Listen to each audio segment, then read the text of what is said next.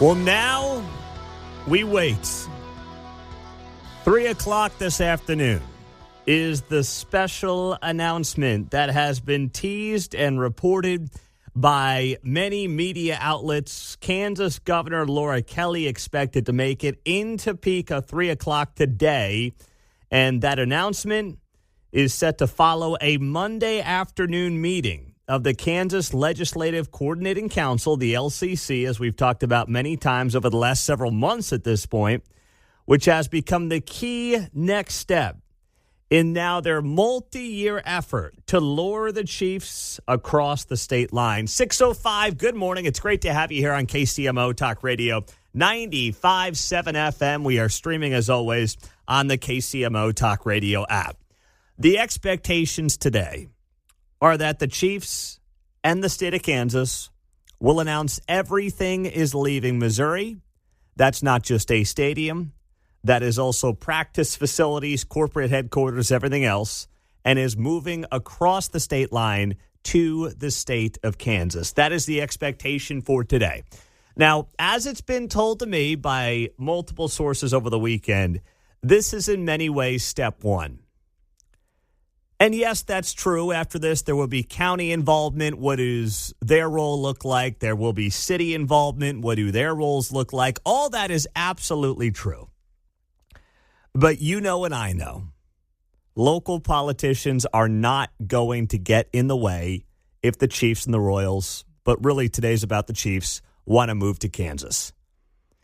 And really, as I was thinking about it over the last 48 hours, there was something that, as this move looks like it's imminent and looks like it's set to happen, there was one thing about the whole conversation that I may have not given enough credit to. And that is the fact that anything in Missouri still required a vote. The taxpayer, the people, had to vote in Missouri to keep these teams. Because if these teams wanted to access the state money that was passed in a special session back in September, what had to happen? There had to be a local sales tax component to it. That already exists in Jackson County. That could be extended for either or both of these two teams. If the Royals want to go to Clay County, there needs to be a local sales tax component to that. And the beauty, if you want to call it that, of going to Kansas is you don't get a vote on anything. You don't. And maybe you're saying, well, we elect the politicians, and this is kind of part of their job to lure teams or businesses to our communities. I mean, you can feel that way. That's fine.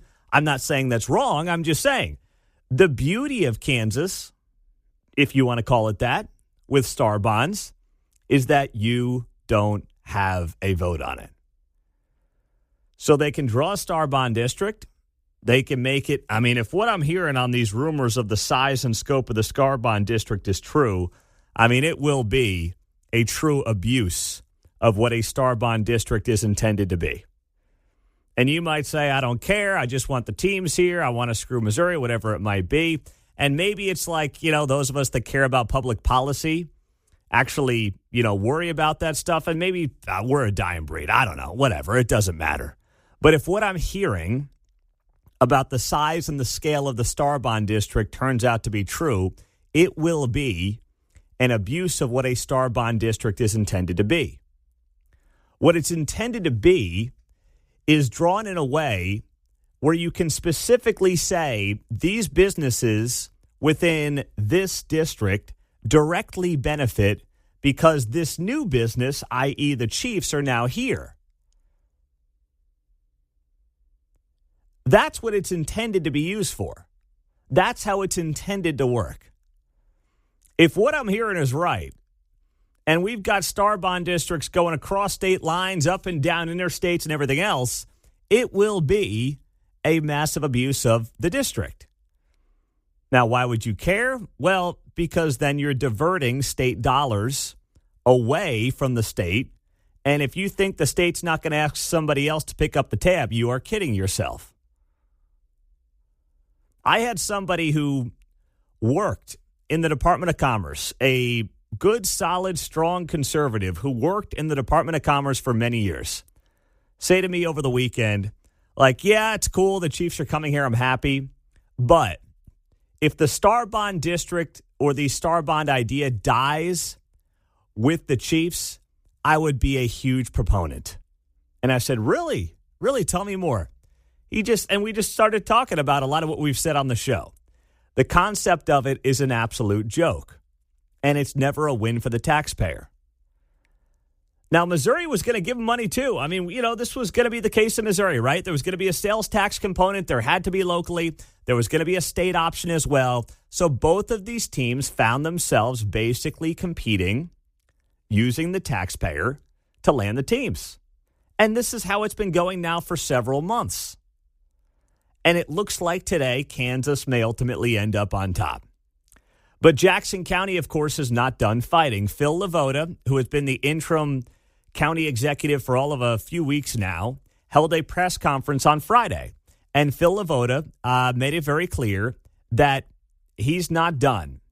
All right? He's not done. He's continuing to push and push and push. Mark, I think there's a Phil Lavoda clip that's missing in there. There should be two of them if you don't mind grabbing the other one.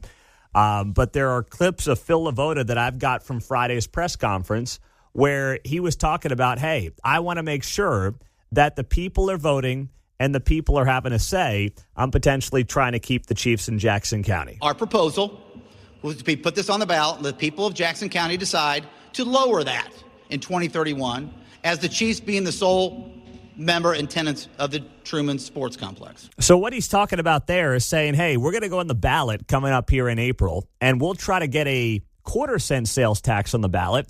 Lowers your tax from 3/8 cent for both teams to 1/4 cent just for the Chiefs. They make more money. They get more money directly from the taxpayer, which does not happen on the Kansas side of the state line.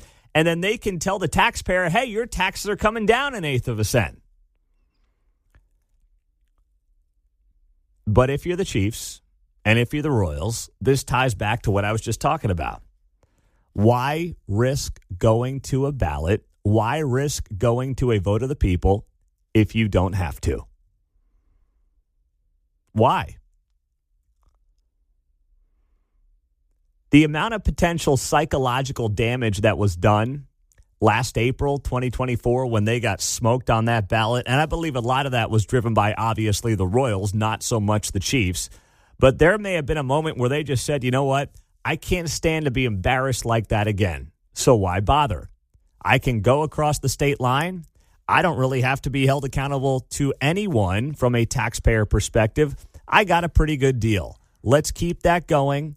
Let's realize the moment right now. There's populism on the left and the right where people are suddenly like, maybe like funding sports stadiums isn't something we actually want to do.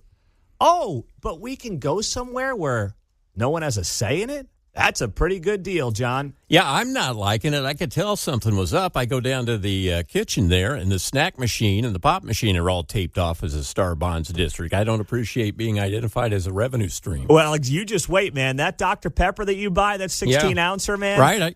That's going right into Clark Hunt's pocket, brother. It's already taped off here. I know. You just wait. Hey, we're going to be if what I'm hearing is true, we are going to be on the verge of it sitting here in Corporate Woods. Yeah. We're not going to be far from how they're going to draw this district. So I know it's no new taxes that get added to your bill. I understand that. Proponents have noted that for a long time. But if you're diverting revenues that would have otherwise been going to the state, what do you think happens? We have questions about who's paying for ingress, egress. What does that look like? Is that the team? Is that the counties? Is that the cities? I mean, there are still many questions. But it does look like today it is going to be the big rollout of the state of Kansas getting set to say this team, the Kansas City Chiefs, is moving all of its operations across the state line. 913-408-7957. Is the text line and is the call-in line here on KCMO Talk Radio at 614. I mean, we don't want to talk about the game, right? No, we don't want to do that, do we? Slept through it. Was there a game yesterday? Tank is in full effect, baby. Let's go. Top 10 draft pick. John, you and I picked them to lose, right? Yeah. Okay. I want to make sure I had that right from Friday. We gave him too many points, though. You're right, we did. I think we each said what? I think I said 17-13 loss. You said 17, or you said 21-17. I had Mark's score in reverse. I think that was 2017. Yes, that's right. That's right. So we were all under. I don't know about Mark's parlay there. Does it count when Minshew goes down? It did count, but that was the only thing I got right. Oh, my gosh. Well, it's going to be a wild ride today, and we're going to have you covered start to finish here on KCMO Talk Radio. 913-408-7957. Welcome in on a Monday. Now, you think you're exhausted when it comes to this story. What about the other story that is just causing massive exhaustion? We'll dive into that. I know that's maybe not the best tease because you're like, why do I want to talk about a story I'm exhausted by? Well, because that's what we're doing to start the Monday morning, all right? We'll do it next on KCMO. I'm just getting the crap kicked out of me here on a Monday. I mean, I can take it. It's fine. On the text line, Pete, speaking of football, I didn't see Villanova went to a bowl game. I didn't even know they had a football team. My question is, what gymnasium do they play their home games in? Well, yes, they reached the FCS semifinals over the weekend, D1 AA, college football semifinals. And they got blown out by Eastern Illinois. Yep. So thanks for thinking of me, though, on the text line. I do appreciate that. That's very nice of you. Such a nice man. All right. Well, let's get to this story. You're exhausted by Chiefs and Royals. Just wait till 3 o'clock today when that ball gets rolling once again. I know many of you are probably also exhausted by this story, or at least I'm exhausted by this story. But we've got a lot of Friday news dumps that happened late last week that also are going to continue for the next several days because this week and next week, you are going to have, first off, a lot of media people, radio, TV, and whatnot, who are going to be obviously taking some vacation, typically slow news weeks. But if you want to drop some news and make sure nobody covers it, this week and next week is a great way to do it. Just so happens it's working out potentially fairly well for one or both of our professional sports teams here in Kansas City. It also was interesting to me that the Justice Department on Friday released thousands of files related to convicted sex offender Jeffrey Epstein on the Friday before Christmas.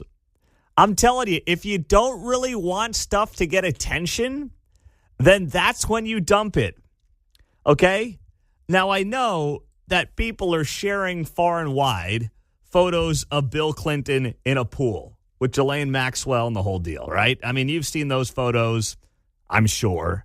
I've seen those photos. There's Clinton on an airplane with a woman wearing a white shirt and her face is redacted and can't be identified. He's also posing with his arm around Jeffrey Epstein on a fancy dinner. I mean, all these things are out there from over the weekend. A spokesperson for Bill Clinton said, quote, "They can release as many 20-plus-year-old photos as they want, but this is not about Bill Clinton. This is about shielding themselves from what comes next or from what they'll try and hide forever." I'm exhausted by it all. If you think that the Trump DOJ really had the goods on what is Donald Trump's, still to this day, biggest political opponent in Hillary Clinton and the Clinton family, and they really had the goods on Bill Clinton, you think they dump it the Friday before Christmas? Really? You think that's what they would do with this story? I mean, just use an ounce of common sense here for a second. Just a little bit. So Trump's got the goods on Bill Clinton and Jeffrey Epstein, and he says, you know what, DOJ? The Friday before Christmas, that's your time to send this whole thing out. Come on. Come on. I mean, you're looking for something that I know many of you want to be there, and maybe it is there. Maybe it is. But you know what? If Trump and his DOJ are not going to release something about Bill Clinton, then when's it ever going to come out? It's not. You know that, and I know that. We all understand what's going on here. Now, as for Trump, now, Clinton was really the story. As for Trump, there are a couple of photographs of the president of the United States. He made a few appearances in Friday's release.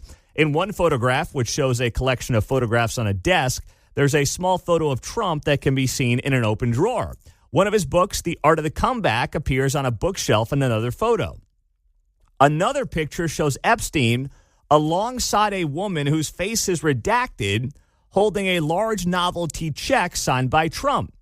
The frame reads, "Once in a blue moon." Now, Trump, of course, has said he cut off ties long before Epstein was first arrested back in 2006. There are other celebrity photographs here as well. Epstein and Maxwell in one picture posing with Michael Jackson. That one stood out to me. But once again, what are you getting here?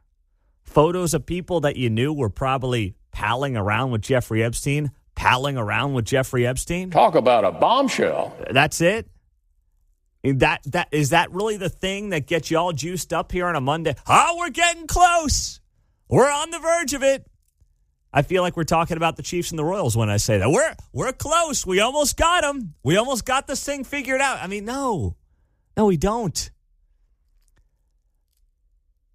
You can sit here all day, all week, all of 2026 and wait. And wait. And wait. We're going to be disappointed.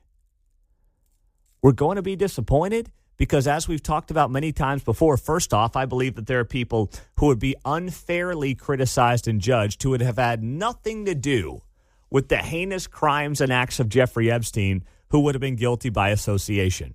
And I do think there has been in the Biden DOJ and the Trump DOJ an effort to understand that we do not want to drag down innocent people in this because the public is looking for their scalps. And then are there very rich and very powerful people who also may have had some idea as to what was going on? Yeah. I do believe that. Do I think, as sad as it is to say, the government will protect some of these people on the left and the right? Yeah, I do. That's why this thing has been handled so horribly by both administrations. And it has been. And as much as it's one of those things that I sit back and I say to myself, it's not going to define 2026. It's not. It's not going to be the reason Republicans win or lose the midterms. I promise you that. It's not going to be the reason the Democrats win or lose the midterms. It is one of those things that obviously a portion of the public is understandably wanting to know more about. And the longer they do this kind of dog and pony show, release a couple of things here, a couple of things there, try to throw you a kernel here and throw you a kernel there, all it does is actually make it worse for them. I mean, that's really all they're doing. We're going to release some photos the Friday before Christmas and hope that nobody asks any questions. I mean, come on, guys. Try to make it a little less obvious, would you please?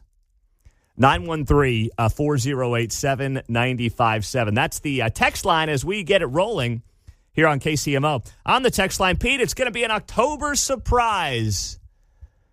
No, it's not. If Biden's DOJ had Trump on the October surprise, it would have been done a year ago. As for the Republicans, I mean, none of these people are running for office. If you think that nasty photos of Bill Clinton is going to sink the Democrats next year when the guy's been out of office for 26 years, you're kidding yourself. The 70s by Christmas, says Luke Doris. My goodness, that would be a record. Previous record is 67 on Christmas Day. So it looks like we're set to smash that, per our boy Luke Doris. So we are all monitoring and watching 3 o'clock today. That is when Kansas Governor Laura Kelly is going to give a speech, share an announcement, and it's obviously expected to be about the Kansas City Chiefs and what their plans are on the other side of state line. We have Phil Lavoda, who is the interim Jackson County executive, coming up on the show at 7:30 this morning. And we'll also have Blake Carpenter on at 8 o'clock. He is the Speaker Pro Tem in the state of Kansas. He's a member of the LCC, this Legislative Coordinating Council. And we'll get both of those guys on the show coming up at 7:30 for Phil Lavoda and 8:05 for Blake Carpenter. Do not miss it. Hang with us here all morning on 95.7 FM. So the weekend wrapped up the Turning Point USA annual conference. And this was the first time, obviously, this conference has taken place in the wake of the Charlie Kirk assassination. And all I saw was a lot of infighting. All I saw were social media clips of people basically arguing about the Jews and trying to figure out how to get more attention for their podcast. That's what I saw. I believe that Charlie Kirk would have been rolling around in his grave watching this weekend play out the way it did at Turning Point USA. There are two schools of thought here. One is, hey, this is what we got to do, and we are, conservative, right of center, whatever you want to call it. We're going to fight it out. We're going to let the best ideas win. The other way to look at this is, well, you have to have some kind of standards, don't you? There have to be at least truths that we all agree on. Because if not, you turn into the left, where men can be women and women can be men, and gender is always fluid, and whatever you want to be real is real. And that's just, I don't think, how you can run a political operation. And all I saw over the weekend was like, this guy rips that person, she rips him, he rips her, and we go back and forth. It's like, what are we doing here for the broader movement exactly? You're going into a midterm year, where Republicans look like, at least at this point, they're in major trouble to maintain the House of Representatives, and I think they'll be okay in the Senate, but still, certainly looks like the House is going to flip. And we basically have podcasters yelling at each other. Who's benefiting from that other than those individual people? How is Turning Point USA benefiting from this outside of maybe some ticket sales? Like, is Charlie Kirk really happy right now as he looks down on this event and he basically sees people fighting inside the tent? There was some weird stuff going on at this Turning Point USA conference over the weekend. I mean, Tucker Carlson, who, gosh dang, it's just sad to me what's happened here. But Tucker Carlson went totally off the deep end as usual, basically saying, stop persecuting Muslims. What you're watching now, attacking people attacking millions of Americans because they're Muslims? It's disgusting. And I'm a Christian. I'm not a Muslim. I know there's a lot of effort to claim I'm a secret jihadi. I'm not. You should not attack people on those grounds. And you're seeing it from Republicans. What the hell are you doing? What you're doing is trying to divide the country. And I've lived through 50 years of this crap. All these fake race wars that they're always promoting. Oh, go hate each other while we loot the treasury. That's exactly what's going on. And most people are totally sick of that. You know what I'm sick of? I'm sick of the idea that somehow if you criticize radical jihadism, that somehow you're criticizing every Muslim that's on the planet, which is just not true. But that's what Tucker Carlson just did there. And I'm watching that and I'm like, is he serious? I was looking this up just to make sure I had my facts right. The 10 most dangerous places to be a Christian in the world. Here are some of those countries: Somalia, Yemen, Libya, Sudan, Nigeria, Pakistan, Iran, and Afghanistan. There's a common thread there. Common thread. I know you can all pick up on it. Okay? I understand you all can pick up on it. Maybe Tucker Carlson couldn't, but the rest of us can. And that is threats from radical Muslims. Not every Muslim on the planet. That's not what it's about. But the radical nature of Muslims that obviously exists. So you've got stuff like that going on, and I'm just like shaking my head saying, is that what this event is supposed to be about? The first Turning Point USA annual conference in the wake of Charlie Kirk's death is basically people fighting inside the tent and pointing fingers at each other and trying to figure out how they're going to build their podcast following even bigger and better? Because that's what I heard a lot of. That's it. And I was beyond disappointed to hear that. Because it's like, guys, we all got to be swimming in the same direction here. You're going into a critical year for the party, for the country, and this is what I'm seeing. These are the highlights out of this event. I had some people say, hey, this was months ago after Charlie was killed. Hey, Pete, you got to get out there, do the show out there, and, make it a whole thing. And I thought about it. I couldn't make it work logistically for a couple of reasons. But honestly, based on what I saw, I'm glad I didn't. Because it looked to me like it was just grifter central is what it looked like to me. Now, there was one great moment, and I will give J.D. Vance a lot of credit for his speech. The vice president was basically the cleanup hitter for this Turning Point USA conference that wrapped up over the weekend. And it is very clear that Turning Point USA as an organization is going to be all in on making sure J.D. Vance is the nominee in 2028. And I am a big J.D. Vance fan. If he is the nominee, I will be more than happy. But I'm not also interested in a coronation. I like a primary. I think that's important. I believe the people who, vote should obviously have a say. So I love JD, but I also want to see a bit of a primary in the GOP. And I do believe there's going to be one, whether Turning Point USA wants there to be one or not. But JD gave a very good speech last night. And there was one clip in particular that stood out to me. When he talked about Charlie Kirk versus his assassin, Tyler Robinson. And take a listen to this clip where he compares Tyler Robinson and what he stood for versus Charlie Kirk and what he stood for. And we might ask, what are the fruits of these people and their principles? And the answer is a man named Tyler Robinson who killed my friend.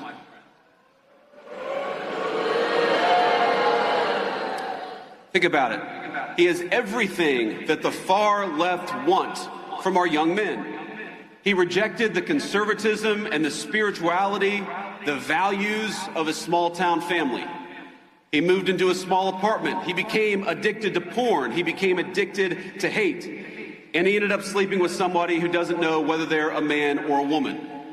That is the nightmare scenario, but that is the scenario that the left has actively advertised they want for American families. And the young men in the audience in particular. That is exactly why we have to fight them. Because the fruits of true Christianity are men like Charlie Kirk. The fruits of true Christianity are good husbands, patient fathers, builders of great things, and slayers of dragons. And yes, men who are willing to die for a principle if that's what God asks them to do. Because so many of us recognize that it is better to die a patriot than live a coward. That was J.D. Vance in about a 30-minute speech last night at Turning Point USA's America Fest. So it ended on a high note. J.D. Vance was able to, I think, take a lot of the attention away from some of the infighting and the nonsense that seemed to highlight this event and this weekend. And I was thrilled about that. I was happy about that. As much as I'm not looking to coronate him just yet, I was happy about that. Because boy, did that event need it. Based on what I was seeing play out on Thursday and on Friday and on Saturday. Nice little Christmas story there from Bill O'Reilly. I'm glad he made it. Ended up having a great career. It's 7:22 on a Monday morning. Phil Lavoda, Jackson County Executive, is going to be here in just over 10 minutes as we get set for a huge announcement by Kansas Governor Laura Kelly today at 3 o'clock. Expected to be about the Chiefs moving at least a part of their operations across the state line. What can the county executive do at the 11th hour? He will join us in 10 minutes on 95.7 FM. So the Kansas City Star is going after our old pal Rick Smith, the former Kansas City police chief. Remember when there was this notion that Rick Smith was the problem for why people were killing each other in Kansas City in 2020 and 2021? And part of that, per the Kansas City Star, was because he was a white guy. I mean, that's the time that we all lived through. I know it feels like a million years ago, but it was like 4 or 5 years ago now that insane narrative existed here in Kansas City. So this broke late last week, and the story read as follows from the Kansas City Star, and then I'll get to their opinion piece over the weekend. Could embattled ex-KCPD chief be tapped by Trump for federal job in Missouri? And the Star writes here, embattled former Kansas City police chief Rick Smith could be poised for a new federal law enforcement job. a potential extraordinary appointment after his stormy exit as the city's top cop. Well, that's an opinion. What was the stormy exit? I mean, I was covering the guy. What was stormy about Rick Smith's exit? Check with Lezak and see what the weather was. Maybe it was stormy that day. Or that's the name of his dog. You know? Yeah. And embattled? I mean, embattled in the sense that you didn't like him at the Kansas City Star, but how is he embattled?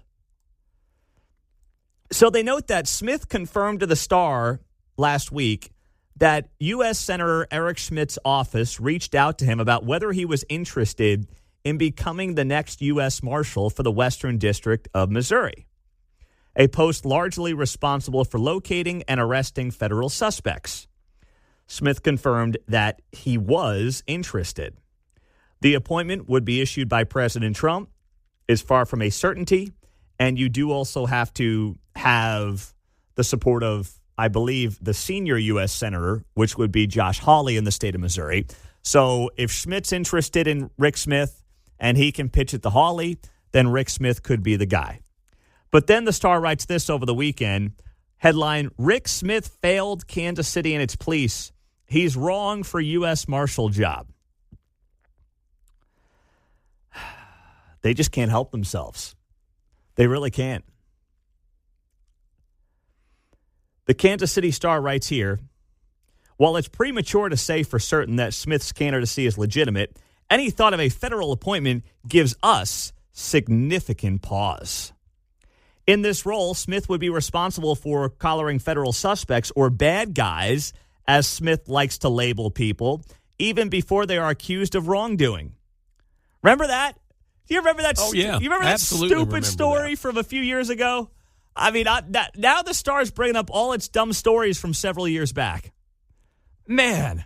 I laugh every time I see a crime drama on TV and they say, we got the bad guys. Yes. I'm like, uh-oh, look at Rick Smith. If you don't remember the story, when Rick Smith was the police chief, he arrived at the scene of a crime and was captured on audio declaring the bad guy was dead. So think about this. You're the police chief, you show up at a crime scene, and the person that you perceive to be the bad guy is dead, and you say over the, over the mic or whatever, talking down the line, and you say the bad guy's dead. I mean, your blood's going a mile a minute, blood pressure's going a mile a minute, your heart rate is to the roof, and now you got to worry about, what you say over a walkie-talkie that, confirms the Kansas City Star's proper HR standards or something like that. Seems fairly standard vernacular in crime dramas, though. Yeah, exactly. Oh, my goodness. So this is just one big opinion piece from the Star's editorial board, basically airing out all their grievances against former Kansas City Police Chief Rick Smith, which to me, I'm going to send this to Josh Hawley's office today and be like, guys, I don't know if you and Eric Schmidt are on the same page on a lot of things. I hear mixed reporting on that. But can you at least get on the same page here and realize that the Kansas City Star is going nuts over Rick Smith potentially having this job with the U.S. Marshal's office? We should all be on the same page and make sure he gets the gig. I mean, can we do that together here? Schmidt, Hawley, I'll help whatever you guys need. I want to see him get listen, first off, I think Rick would be very good at the job, and I would support him in any job that he's trying for based on the work that he did here with KCPD, which was good during the most tumultuous time, arguably, in modern Kansas City history, or at least in a generation or two, based on 2020 and things like that.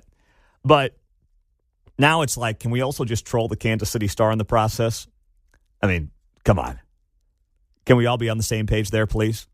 That would be pretty good, too. Announcement here from the Trump administration this morning saying it would pause leases for 5 wind farms under construction off the East Coast. As the New York Times writes in its piece here, I'm just laughing, a major escalation of President Trump's crusade against offshore wind power.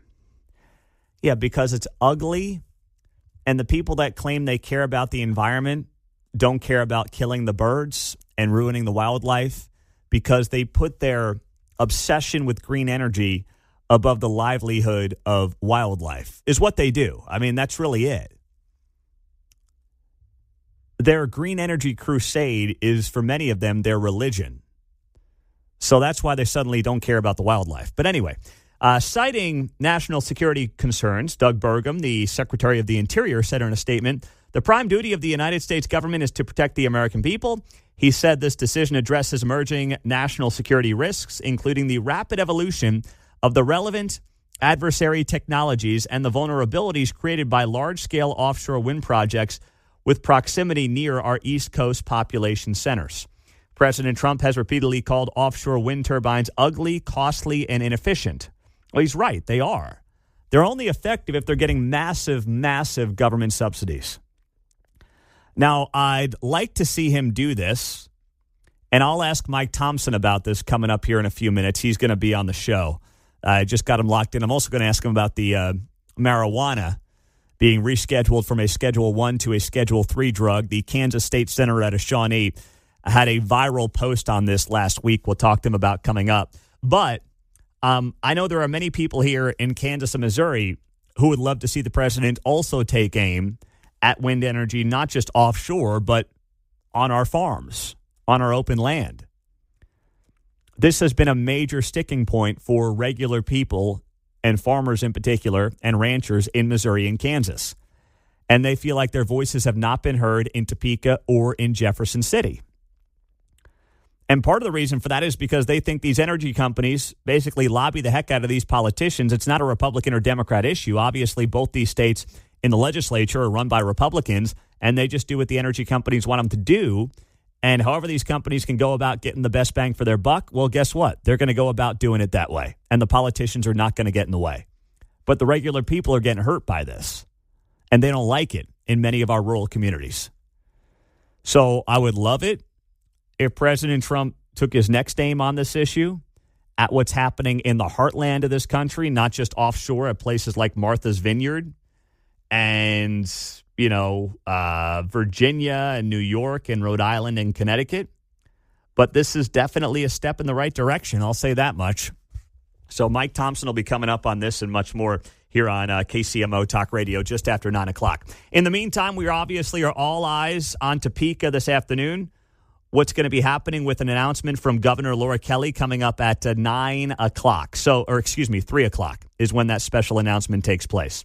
Here's the information for the afternoon. At 1 p.m., Kansas officials hold their LCC meeting. That is the Legislative Coordinating Council meeting. This is the organization and the group that will review possible Chiefs Stadium finances.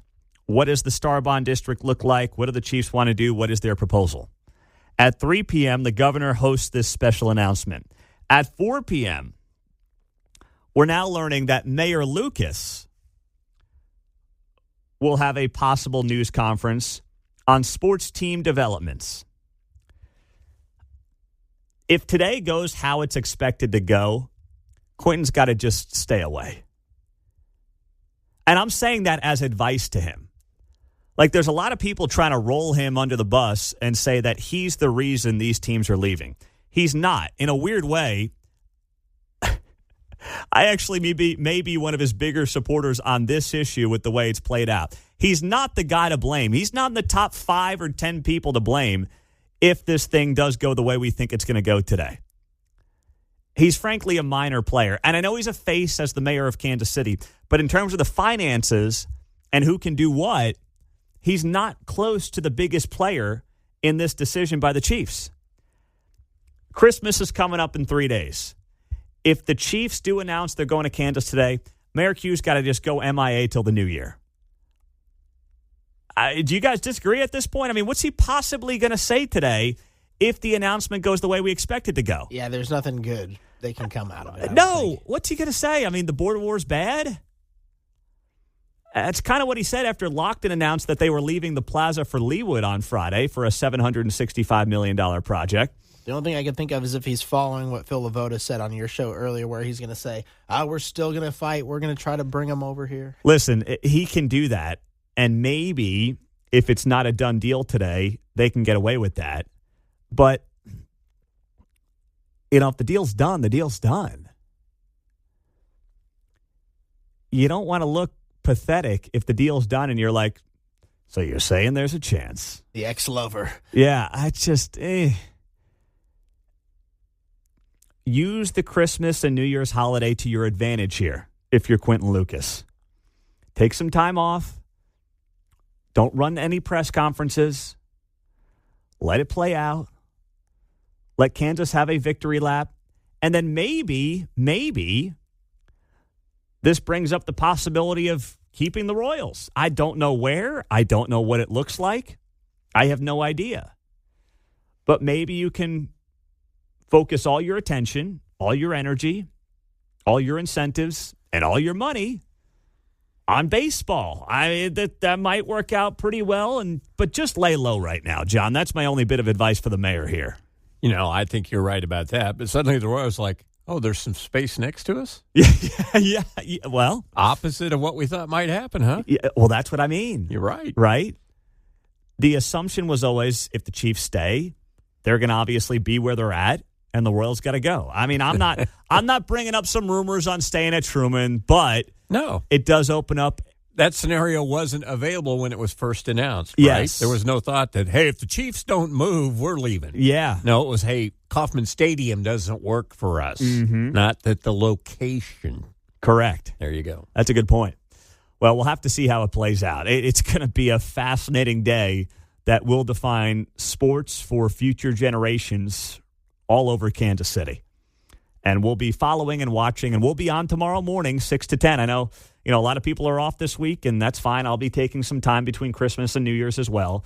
But I'm glad I'm here today, and I'm glad I'm here tomorrow, because tomorrow there is going to be a lot to run down on 95.7 FM KCMO Talk Radio. All right, Mark, I got some beef with your buddy here. I think he's oversimplifying things a little bit, but you're out the other night. You're hanging out at Johnny's right off Ridgeview, K10 in Olathe. There are reports that, of course, that could be in the area of the future home of, let's say, Chiefs training facility, corporate office, whatever it might be. Those are some of the rumors out there, right? Yeah. So your buddy says to you as you're hanging out at Johnny's there that he can't wait to give his tax money to something he supports. Is that what he said? Yeah, he said he's going to be excited to go to Johnny's and see that tax money go into the Chiefs now in a few years. Paying off those star bonds, right? Okay. Well, it would depend. I don't want to get nuanced here on this. But, let's just say, and I'm just making up a number to make it a nice round number. Let's say Johnny's pays the state of Kansas, I don't know, $50,000 a year in taxes. And it's probably high, but whatever. I'm just throwing the number out there. Maybe it's not high. I don't know. And then next year, they pay the state of Kansas. They're supposed to pay the state of Kansas $55,000 in taxes. That extra $5,000 would then be used based on the star bond rules to help pay off the bonds on the stadium. So there would be no new taxes, of course, additional sales taxes for you and your buddy when you go, slobber down some burgers and beers at Johnny's. But you could theoretically say that if Johnny's has a better year than they had the year prior, if their sales tax revenues do increase overall to the state of Kansas, that instead of going to Kansas, they would go to pay off a stadium. But your buddy's bigger beef should be with the waste of money at the state level. That's where you still can have some beef. But if it makes him feel better and sleep well at night, spending more money on more beer at Johnny's to pay off the stadium, then I guess that's a win for everybody, right? That's what it's all about. No. It's not on Mayor Lucas. It's not. On the text line, Pete, if the Chiefs announce they're leaving today for Kansas, it is absolutely on Quentin Lucas. If the Chiefs were staying, Lucas would take credit. Okay, well, that's got nothing to do with it.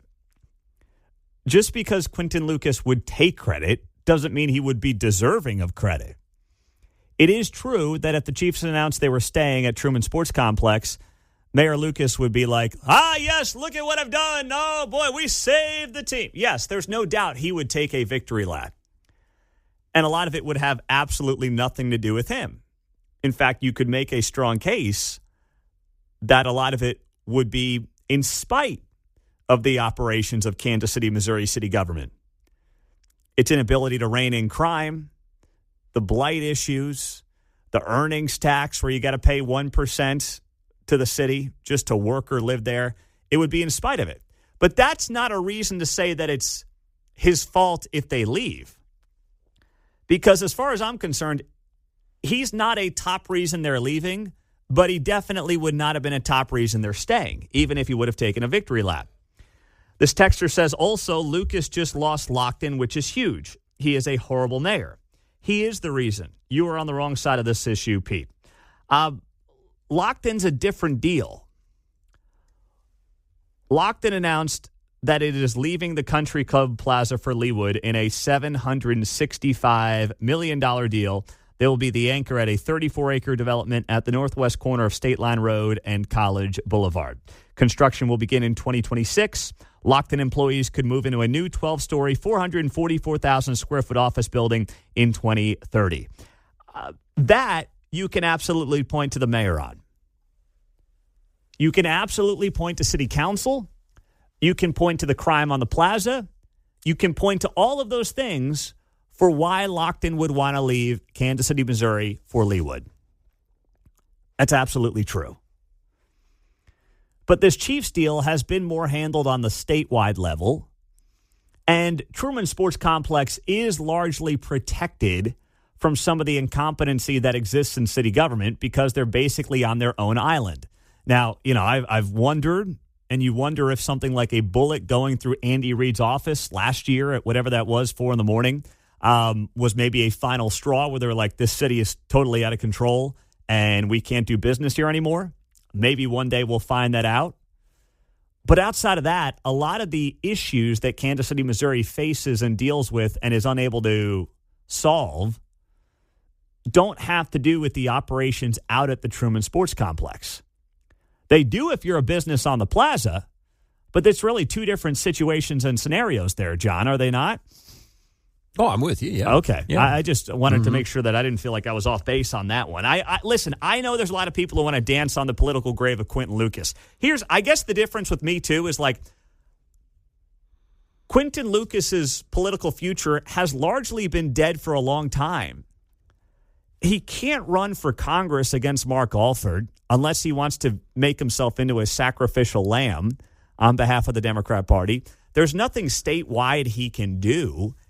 I mean, like, his political future has basically been sealed for the last 2-3 years at this point to me. So I don't view this as like, Mayor Q, his failures on full display with the Chiefs and the Royals. I just don't see it that way. No, not at all. I mean, so we pointed out the county and the local issues are two different things. Right? Exactly. You know, because the mayor comes out and he's public and he's around, he's on several radio stations. Maybe he's just the popular lightning rod for a lot of people because, okay, yeah, that Mayor Lucas, hey, where are you calling from? Prairie Village. You know, more criticism comes from outside the surrounds, if you will. Yeah. As the mayor says, than anything. And so it's like he's a lightning rod because he's out there. I'm not denying that he does bring some of this on himself. He does put himself in the crosshairs. He goes to all the games, all the Super Bowls. He's in the parade, so that too. Yes, and he does like to take credit as the overlord and the mayor. Nobody's saying, how come Sharice David didn't do anything, right? Because you don't see her here and you don't think of her. Yes. You think of Quentin because he's on every week. He's on several stations. That's why he should not do a press conference today at 4 o'clock. If Laura Kelly announces, which is what is expected today, that the Chiefs are signed, sealed, and delivered to Kansas, which I can't imagine she would do a press conference to say they're thinking about it, right? I've got to imagine this is a done deal. Quentin coming out an hour later, what the heck's he going to say? There's nothing he can say. It's going to be beneficial. It's Christmas week. A lot of people are tuned out. They've left town. They're hanging out with family. They're checking out. They know this is coming, but they're kind of out of their typical routines and news cycles, and kids are not in school and things like that. Just stay out of the way till the new year, man. I mean, that's the best thing Quentin Lucas can do. Saw a great meme about the mayor's Christmas tree was going to relocate to Overland Park in 2027.